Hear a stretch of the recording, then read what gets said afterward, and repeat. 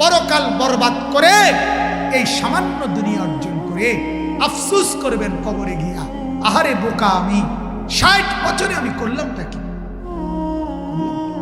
হায় হায় বেকুব আমি কি করব। আল্লাহ তাআলা কোরআনে বলছে লা নাসআলুকা রিজকা, আরে তোমার কাছে তো আমি রিজিকের জন্য আমি তোমার সহযোগিতা চাই না, নাহনু নারযুকুকা, আমি তো রিজিক দেই।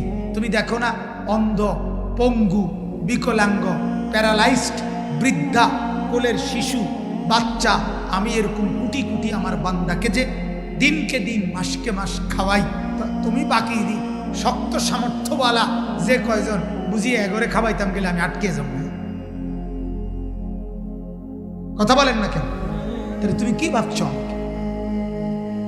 এজন্য বাপ আখিরাতের ফিকির